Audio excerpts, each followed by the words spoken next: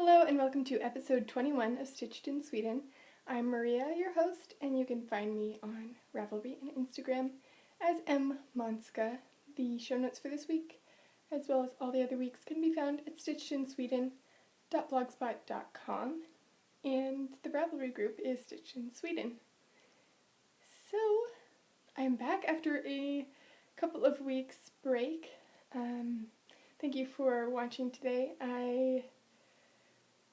It was weird not podcasting, actually, for a couple of weeks in a row, and I honestly have not been doing a whole lot of knitting because I have been quite busy with my family visiting and traveling, seeing new places, and just hanging out with them. So I do have quite a bit to show you this week, although most of it is yarn acquisitions, and those include some lovely gifts that I've received from people while I was away. But I thought I would start out as usual with This Week in Stockholm. So I have actually been in Stockholm for a few days now, although, well, we'll say I've been in Sweden for a few days. I just returned yesterday from spending the weekend with my parents and my sister and Thomas's parents and Thomas at their summer house in the archipelago.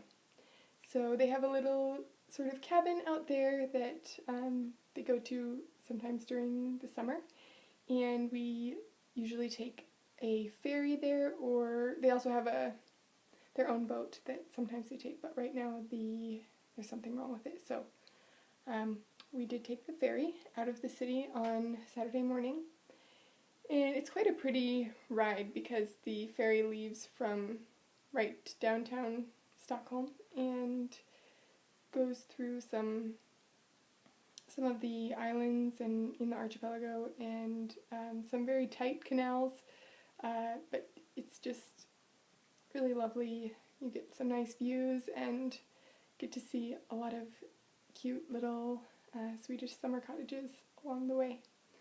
So after about I guess it's probably 2.5 hours or so, I can't remember, ferry ride, we get to their little island where the summer house is, and this time we had really great weather.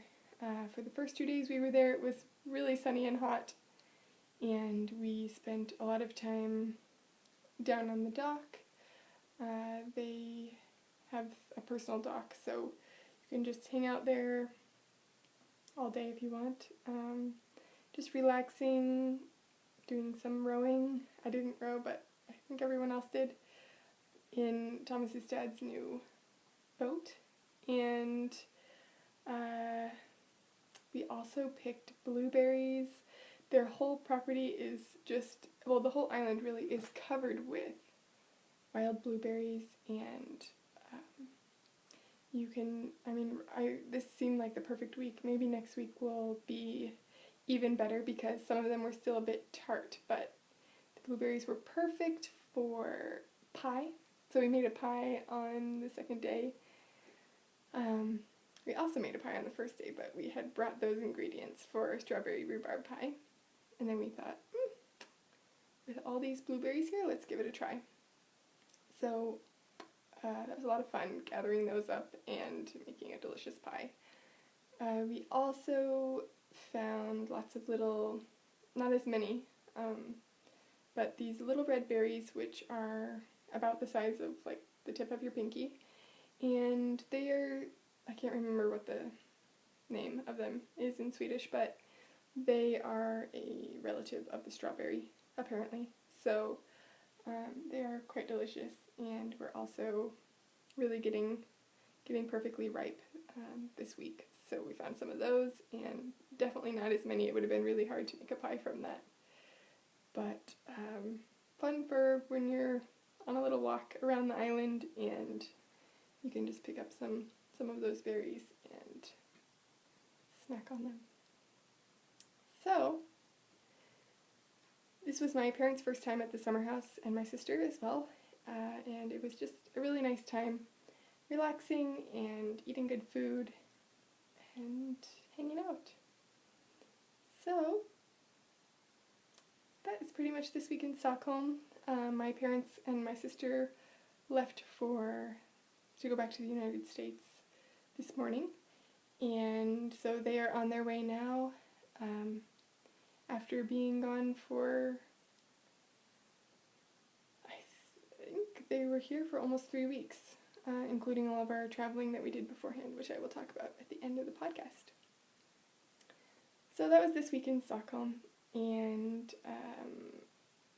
yeah, I had a really great time with them here. I also got a couple of packages while I was away, which was a really nice surprise when I got back. One of them actually came before I left, but I didn't record again until now. So this came from my friend Carrie, who used to live in Stockholm, and she's also an American who was living here while her husband had a job here.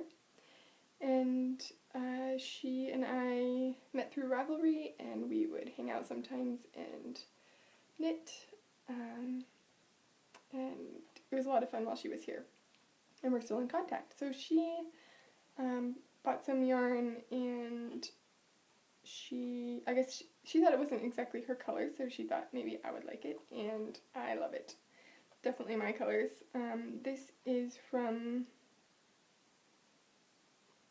a Finnish yarn store on Etsy, and this is their card. I'm not going to pronounce it. But this is the basic sock, which is a 75% superwash wool and nylon. And this purple one is the Metropolitan colorway, which is just a really electric purple, with a lot of tonal variations in there, some blues and things too. And I posted a picture of this on Instagram before I left, so you may have seen it there. And this one is also in the basic sock, and this one is automation. And this is a really interesting color. Right now it's showing up really accurately for what it looks like when it's actually outside or close by the window, which I am close by the window, so that's probably why. It has it's a nice medium dark gray with some blue undertones, but then in artificial light it is almost green and brown, so it's really interesting how that happens, I guess, but I really love this color too. So I'm not sure what these two will be yet, but definitely something. And then she sent me also 2 pretty little mini skeins for me to crochet into my sock blanket, which I need to keep working on because while my sister was here, I decided to give her my Vivid blanket because I know she really loves it, and I think she was quite happy about that. So we have one less blanket in the house. We're not short of blankets, but it's a good excuse to keep working on the crochet blanket. So that was a really nice package from Carrie. And I also got a package from Erin of Holland Handmade. She has a podcast and a Etsy shop where she sells some little project bags and things. And I had no idea that she was going to send me this package, so that was really surprising to see. She said she was going through her stash and she found some things that she thought I might like knitting with, so she sent them to me, which was really nice. So the first one is Misty Alpaca, which is 80% baby Surrey alpaca and 20% silk, and it's hand painted. And this is quite a fuzzy yarn. It's really soft and drapey, you can tell, with lots of color. So I will be interested to see if this is going to be a striping or variegated. I'm sort of guessing from the label here, there's a little picture in a different colorway, that it looks like it will be a variegated yarn or something. But this is a DK weight, so I'm sure this will knit up into something nice and drapey and soft. I was wearing a shawl design which has not been released yet, but will be probably in a month and a half or so. I was wearing my shawl design during this trip, especially while we were in Ireland, and I knit the original sample out of the Wool Barnes alpaca sock, which is a cashmere, alpaca, and silk blend. And my sister thought that was the softest thing ever, and I think it's mostly to do with, well, of course, the cashmere, but also the alpaca is surprisingly, it's just really soft. So, yeah, she's like, every time she touched it, wow, this is so soft. Anyway, got lots of wear, but I'm not going to show it to you yet. Maybe next week. We'll see. So she sent me 2 other skeins from Cherry Tree Hill Yarn, which is www.cherryyarn.com. And this is the Super Sock Lace, which is a 100% superwash merino, 4 ounces, 996 yards. And this is the Winter Fields colorway, which is quite a bit more green than it's coming out.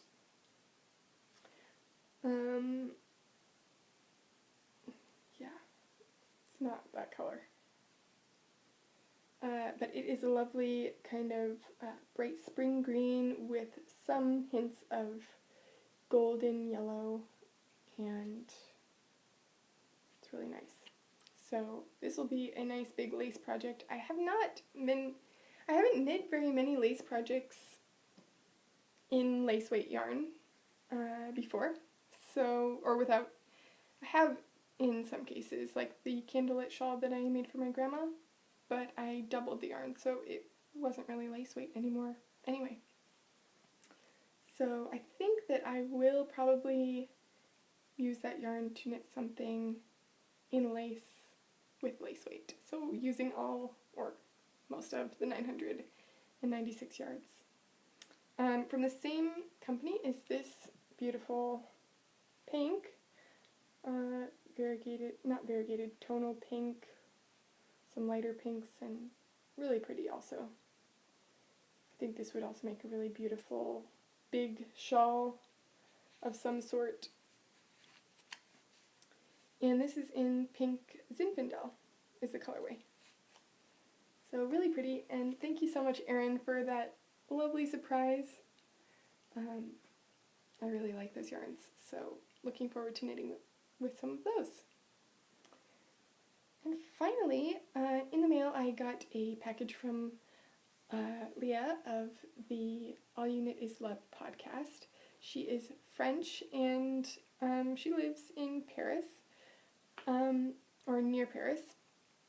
And I've been talking to her a little bit back and forth because actually in a week I'm going to France, and I will be in southern France, which is near where she used to spend some summers. So I've been talking to her a bit and getting some advice on some cool things to see. And we decided to do a swap. So I sent her a package a little bit ago, and then she sent me this one, which I got when I came back. So I actually picked this up when my parents were still here. I picked this up at the post office. I went over there on my bike, and then my family was down at the water. I live on an island, small island kind of thing, and they were down at the dock down on my island, just enjoying trying to get cooled off from the really hot weather that we had last week here in Stockholm, and going for a little swim, dipping their feet in the water, and then I biked down there to the water and met them and opened this on a blanket that we had out in the grass. So just a little fun memory associated with opening this package, which was beautifully wrapped and quite fun to open. We already tasted some of this yummy treat that she sent, which is an apricot sort of cake biscuit, not biscuit, little pastry. It's in French, which I used to know, but don't anymore. I think Swedish kind of pushed French out of my brain. But it's a delicious little mini cake that has a soft apricot middle and kind of a glazed top. Quite delicious. And we had one of those while we were down at the water. My mom and I shared one. So, without too much crinkling, hopefully, I will show you some lovely things that she sent. Mainly we were doing a minis swap. So she sent me some lovely yarns, some that I haven't tried before. I really like this color. And she has them all labeled, but some of the, I don't really want to, well, I can see most of them, but I don't really want to pull them down too much to find out what they are. But here's some Madeline Tosh, really electric pink color, and a nice spring green again, but a different kind of spring green than the lace yarn. This one is Spud and Chloe, which I have been wanting to knit with for a while. Some other pretty colors. So those were some minis that she sent me. She also sent me this beautifully wrapped and hand-balled skein of Madeline Tosh in the Tosh Merino Light, I think it was Posy colorway, with a little lighthouse stitch marker. I think this is just a really cute packaging way. She said that she has knit this. She knit a Bird of Happiness and maybe started something else. So it's not a complete skein, but she said, oh yeah, here's the tag. Yeah. There we go. No, okay, whatever. Madeline Tosh Merino Light. She said that she hopes that it finds a better home with me because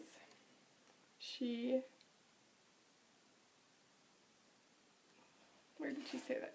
She included lots of little cute notes. Hope it will find a better home with you. It's not quite a full skein. A square went into my blanket and a little Bird of Happiness went to a friend. So that's really sweet, I think. And I think it will definitely find a good home here because I really like this color. And my sister said it goes well with my complexion, so that's good, right? Really funny little card with a buffalo that has, it's just really cute with the tights, I think. And some lovely tees and some washi tape, which I have not had except for my sister also got me some. Or she brought me some, which is right up there. And I love washi tape, and I use it in my design notebook. But up until now, I have been peeling washi tape off of things that people send me, or things that I get with washi tape on them, and reusing it on tiny scraps of washi tape in my design notebook. So I am quite happy to have some beautiful tape of my own. This is a really pretty little floral design there. So much fun. And just some tea wrapped in a cute little fabric and other tea bags. And she sent me a little solid lotion. I don't know if you can see it. There we go. And she said that her sister handmade this. It smells really nice. So that's a perfect kind of thing when you have, you know, a little bit of, especially in the fall or in winter, I find I get a little bit rough fingers and just dried, so it's really nice to have some. I really like using this solid lotion for when I'm knitting, to make sure my yarn isn't catching, especially when I'm knitting with something like lace weight. So thank you, Leah, that was really lovely, and I am looking forward to adding some of those scraps into my blanket. So that was kind of a long introduction, but I don't have a whole lot that I'm working on this week because, like I said, I have been spending lots of time with my family, and I haven't had a whole lot of knitting time, which is fine because they're not usually here, so I wanted to spend as much time with them as possible. I did work a little bit on a upcoming design, which I am keeping in my project bag by Mina, and she has the Mina Makes shop on Etsy and the Knitting Expat podcast, and she opened her shop, so she sent me this a little bit before her shop had opened, and it is really perfect for this design project because I have this little notebook from Rifle Paper Co. that I put some of my designs in, and what can I show you? Nothing. But I don't really need to show you this, but you know, I put like some design here, and I don't want to show you the chart or anything, but there's some reused washi tape. Anyway, this little notebook that has some designs in it fits in this bag, actually. So it's perfect. And I am knitting I'm knitting a cowl, which is, I don't know if I already said that, which is an upcoming design, and I'm knitting it in the Quince & Company Turn yarn in the terracotta colorway. And I'm really enjoying working on this project. So far I have knit about 1.75 skeins. I would say this is how much I have left of the second. And then this is the third. So I'm not sure if I'm going to use all three completely, but I will definitely use most of the third. I'll just give you a quick look at that. Okay, that's it. So, not to tempt you too much, but you should definitely go check out Mina's shop.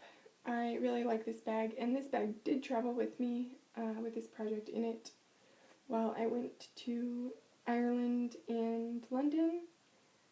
It didn't come to the summer house with me, but yes it did. No it didn't. But it did come with me to London and Ireland, and it was a really great thing to have with me. So nice that my notes kept nicely in there, and everything fit really well. So, Mina Makes on Etsy. Okay, and so that's the only thing that I have been actively knitting on, except for one finished object that I have, which is also a new design that I'm going to share with you now. I did share a little sneak peek teaser, I guess you could say, on Instagram last week, I think, or a couple, and for this new design. So I knit this out of Quince & Company Chickadee, which is their sport weight, and this is the Frost colorway, which is color number 103, and this is the sport weight yarn, so it's 181 yards for 50 grams. And this is Quince & Company, made in the US, and it is, I believe, a semi-woolen worsted spun yarn. I'm not 100% sure, but it's quite squishy and lofty and makes really nice, it has really nice stitch definition. So that means that you can see the individual stitches really well. So I'll just show you this. This is my new design, and it is, it will be released next week. And here it is. This is the Ria Vest, R-I-A, and it is available in size for newborn, 3-month, 6-month, 9-month, 12-month, and 18-month. And you can see it's just a little vest that has a garter stitch top with a really simple way of shaping the shoulders and sleeves for it. And then it has a little eyelet lace motif and 3 buttonholes, 3 buttons at the top. And that's it. It's super simple to knit. I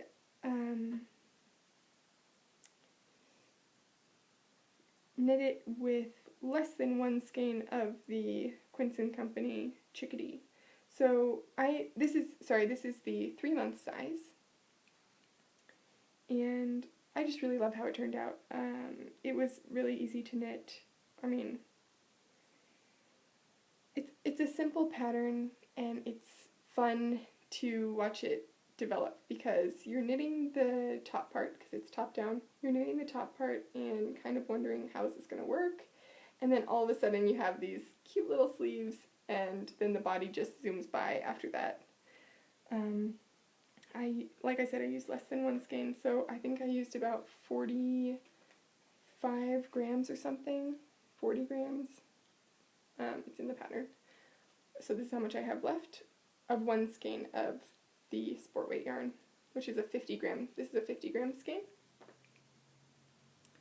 So I used a little bit less than that. The newborn and 3-month size both use less than 1 skein, and then all the other sizes use under 2 skeins. So you could make them with just 2 skeins, which is, nice. So yeah, this is it.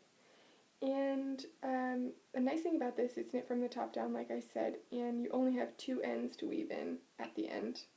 One where you cast on, and then one here where you cast off. Just making a funny little bump because it's a little bit wet still, but I wanted to show you. Just slightly wet. And I bought these buttons, which I'll show you a little bit closer, at Loop London, or Loop in London, which is the yarn shop there. And my mom picked these out. While we were there, I showed her the yarn that I was knitting the sample out of and asked her if she wanted to pick out some buttons, and she picked these out, and I think they're just perfect. I like them a lot. So, that is the Rhea vest, and like I said, it will be available on Ravelry next week. I am going to let my test knitters know that they can post pictures now, and you will see a project page up, or a pattern page that is up on Ravelry, so you can get some details about it there, and then it will be available soon. So that's really exciting, and yeah, that's my only finished object for the last 3 weeks or so. Just a little note about my designs, because I have gotten some questions about this on Ravelry, private messages, and things like that, about yardage for people who are really close to the suggested yardage, or the approximate yardage that I list in the patterns. A lot of people want to know how much yardage I actually use for my projects, and for all of my designs, you can find my project, which is the original sample, on my project page on Ravelry, and there I include my actual yardage that I used. So I weigh my yarn, and I weigh the project, and calculate how much yardage I used exactly. So if you ever wonder, and then I include a buffer when I write the pattern, because people's yardage differs a lot sometimes, especially when their gauge is just slightly off or just slightly different. But yeah, so you can always check my project page and see the actual yardage used and kind of compare that with what I suggest in the pattern, just so you can see how much buffer room I give you if you're going to be really close. So yeah, that's it. Reavest coming next week. Alright, so the only thing that I wanted to say about this, well, I just said a lot of things about it. But I did want to just say for this week, the technique tip is a technique tip that I've already given you. But I thought I would mention it again because it was in the very beginning when I started this podcast, and that is the method for sewing on buttons. And I will include a link to this on my project page for this pattern. But I really used to hate sewing on buttons because for me it was always unclear of how they should be sewn on. With knitting, you make every stitch in an exact way, and there's not really another way to do it. I mean, besides that you could, of course, hold your yarn differently, or knit through the back loop, or wrap your yarn differently, but you do the same thing over and over again, every single time, to make the stitches, right? But then when you get to sew on the buttons, especially in a pattern, there's not often directions for how to do that, and I don't really sew that much. I don't really know how to... I do know how to sew on buttons, but it's different when you're sewing buttons onto a knitted fabric, because you have to accommodate for this bit of space that is needed underneath the button for the side with the buttonholes on it, that fabric, to lay under, so that the buttons aren't bulging funny and constantly wanting to pop out. So I have found a method of doing it which is really exact, I guess, and it's straightforward, and she gives very detailed picture tutorial, and I would definitely recommend checking that out, not just for baby knits, but anytime you need to sew on buttons to a project with knitted fabric. Okay, so that's it for the technique tip this week, but there will be a bit more of that, more techniques soon, because I know a lot of you enjoy that segment.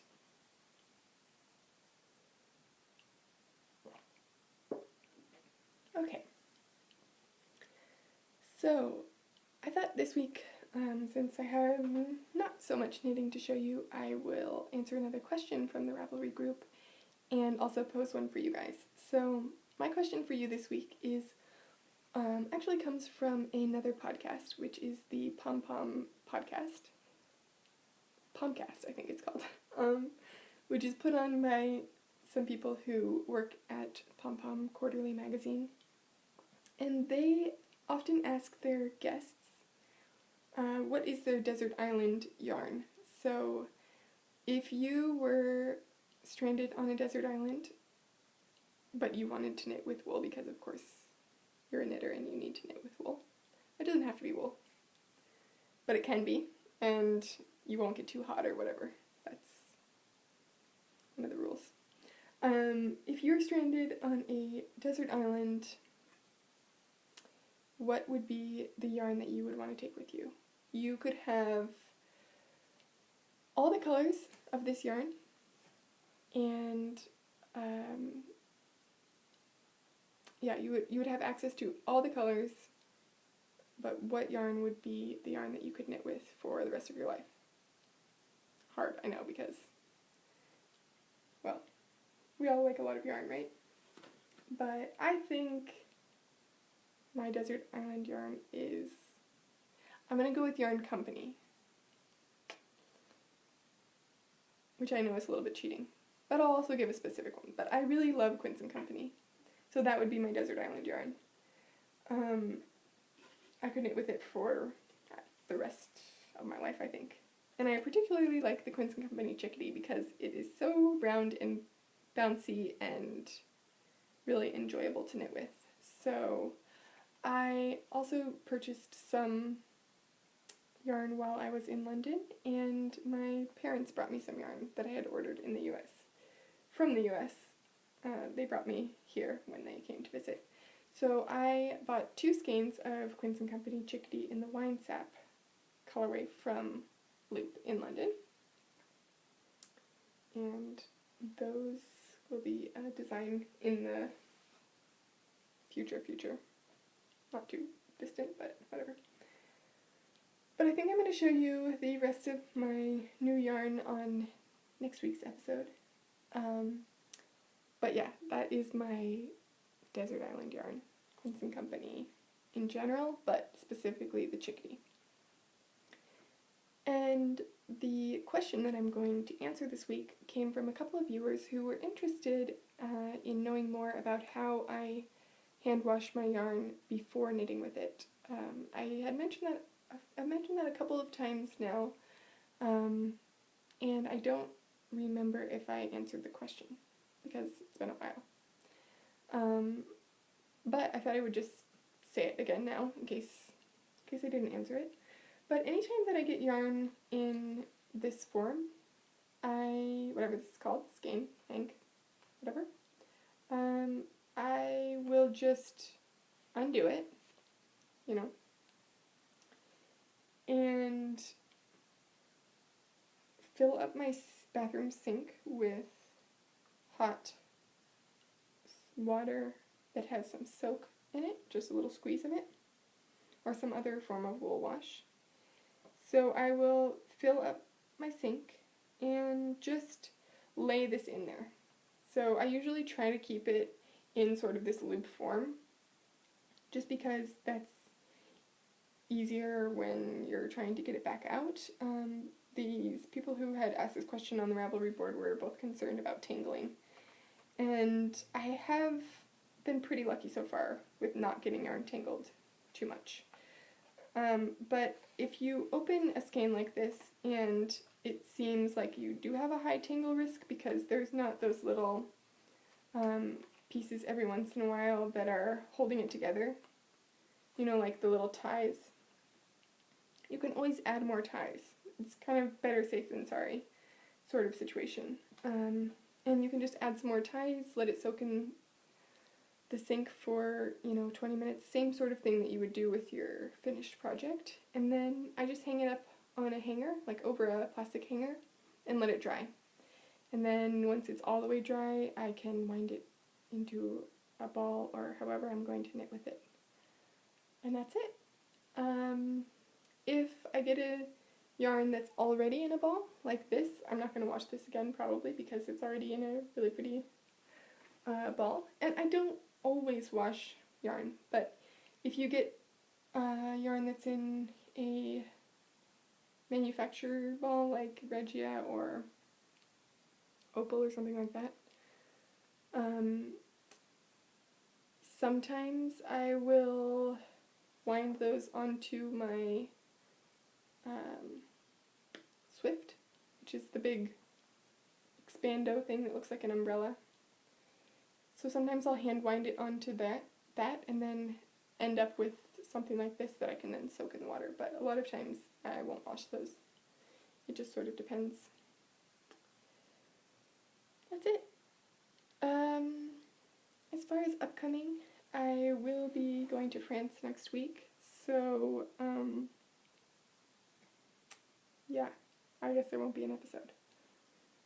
We'll see how it goes. But I just wanted to do a little overview of my travels in the past 3 weeks.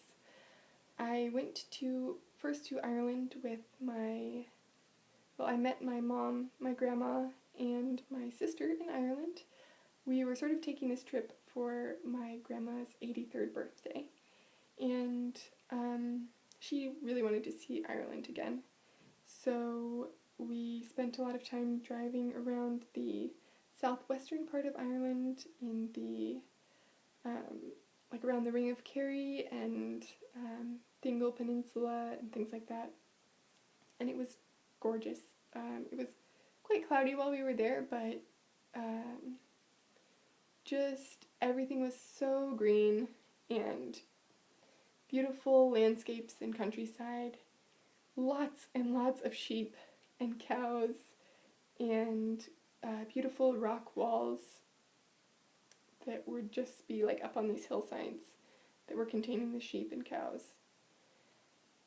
And we were on the Dingle Peninsula for part of it, so there was a nice rocky coast, cliffs, and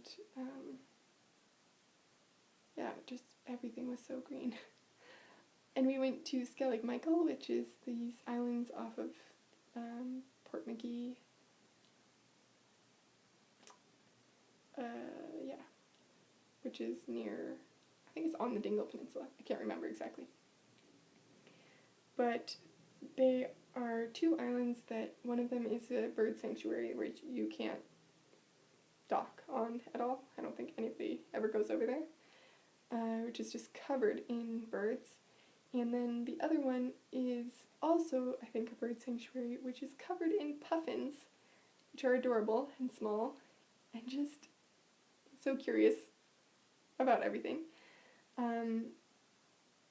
And there's also the beehive huts of the monks who built them on the top of this mountain, which is this island mountain just sticking out of the middle of the ocean. And so we went there.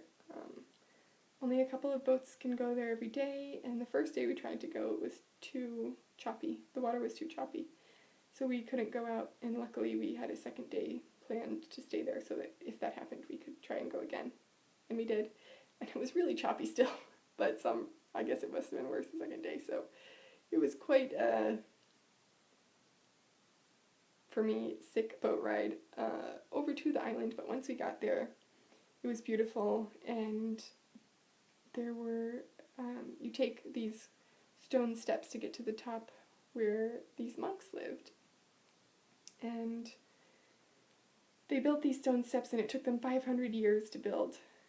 And then you get to the top and you see their places where they lived and where they worshipped, I guess. And it's just really impressive because they're still waterproof and they are still standing. And most of them are standing with very little help from very little restoration. So it's really cool to see. And it's amazing to me that they chose that place to build. Because it was really quite steep and quite remote. But I guess that was sort of the point, that they were sort of living in hardship to get closer to God and just work for their life and be able to, I don't know, devote themselves to something. So that was really cool. And then and one of the other things which was really cool in Ireland is that we got to see some sheep herding. So one of the farms that we drove by, they had sheep herding demonstrations. So I've seen sheep herding demonstrations before at the Estes Park Wool Festival in Estes Park, Colorado, which are impressive, but they're always just on a field, a dirt kind of grassy field, and the sheepdog goes around and herds the sheep and just brings them back to the trainer, which is cool. But this was really cool because these sheep are spread out all over this hilly, rocky terrain. It's really a big area, and the I don't know what it's called, the person who commands the dog. That person tells the dog to go and get the sheep, and the dogs, I think there was two who went at a time, and they shot off to the side, and the sheep were all the way down at the bottom of a hill. They shot off this way and so fast ran up this steep hill and all the way around, and they were just searching the outer perimeters of this farm for any straggling sheep. And then they got behind the sheep, and all the sheep were in their little pack and going up and through the, I thought that was my land, going up and through this hilly green countryside, or actually mountainside really, and the dogs are just keeping the sheep in this nice little pack, and of course the people who were commanding them, I don't know what they're called, shepherds, maybe? I don't know. They were herding them and letting them, like, the dogs take them around a little bit to show us them, but it was really cool. And they came back and put them right into their little gated area. And then they did some sheep shearing, which I've also seen before, but it's always impressive to see them get one of those sheep and shear them in, under 3 minutes. So that was a nice little bonus extra stop that we got to see. So then we went to London, and my mom and sister and I went to London and met my dad there, and my grandma flew back home to Boulder, Colorado, and London was very busy. We did so much sightseeing and walking around, lots of walking, especially in contrast with our week in Ireland, where we were doing mostly driving and seeing the countryside, also because my grandma has limited mobility. So in London we were doing tons of walking and got to see a lot of beautiful things, which I've only ever seen in pictures and in movies and things like that, but of course some famous landmarks and beautiful parks, and it was a lot of fun. I picked up some tea there, which I've been enjoying in these pretty little tins, and some yarn, which I said, because we did go to Loop, which was a lot smaller than I thought it was going to be, and it was, I don't know if it was what I expected, but it was really nice selection, definitely, of a lot of very nice, expensive yarns, but of course just beautiful yarns, and I could see it would be a problem to have that as my local yarn store because they have a really nice selection there. I did pick up some unicorn tails by Madeline Tosh there. These 3. This is the Button Jar Blue, which is kind of an electric turquoisey color. This is the Celadon. And then I think this one is called Rainwater. And then I got the Wine Sap Chickadee that I showed you. But I'll show you my other yarn acquisitions next week, I think. So until then, I hope you guys have been having a great summer so far, and keep your eye out for the Rhea Vest release, which will be happening very shortly.